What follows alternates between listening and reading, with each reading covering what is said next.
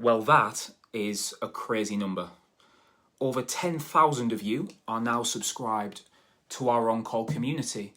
And what is there to say apart from thank you all so much? I mean, 10,000 is a ridiculous number. It's a crazy number, and one that we really didn't expect to reach so soon. It was only around a year ago that we started this project off with roughly 10 subscribers reading on. And in that time, you've supported us as we've worked continually to produce ideas and make sure they're shared with you every single weekend with not a weekend off. There may be people listening who are not familiar with what we do, and you might be asking, well, what's the point of this project? Why does On-Call News exist? And the answer is quite simple, really. We believe that doctors, or most doctors, have this urge inside of them to discuss and to debate the deeper questions. Join any 8, 9 o'clock ward round, and you'll never be too far from a complex debate on the ethics of end-of-life care or the politics of resource allocation. Go to any NHS canteen, and as you're tucking into your food, you might overhear a conversation about the logic of bringing a well-being alpaca onto the ward, whilst wristwatches are outlawed.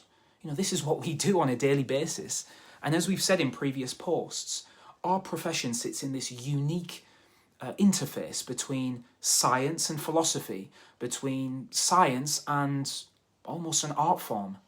And when you speak to doctors, you'll realise there is this sense inside most of them that sometimes a conclusion doesn't follow, or the line of argumentation that someone has written online just doesn't make sense. And often we may stop to think why. Now, proper philosophers do this professionally, but every single day we use these skills, even if we don't necessarily think about it.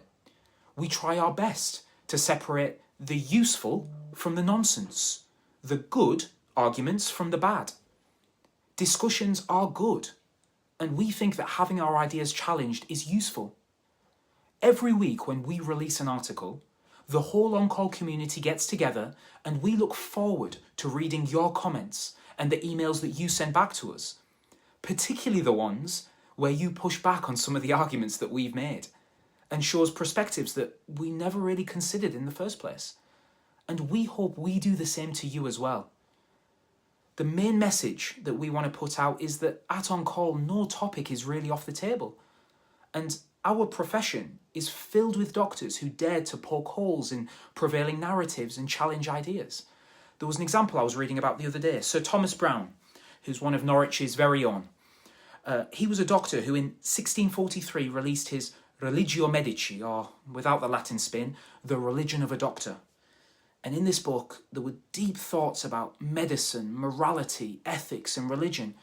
He expressed his contempt for the reductive science of his day and the dogmatic beliefs that infringed on good medicine. I mean, okay, yes, his work was subsequently banned by the Vatican, but that didn't stop him.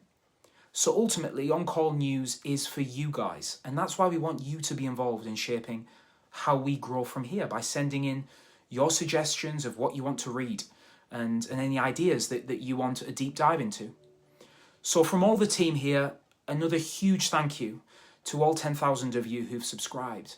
And if you haven't, perhaps consider doing so. And here's to the next 10,000.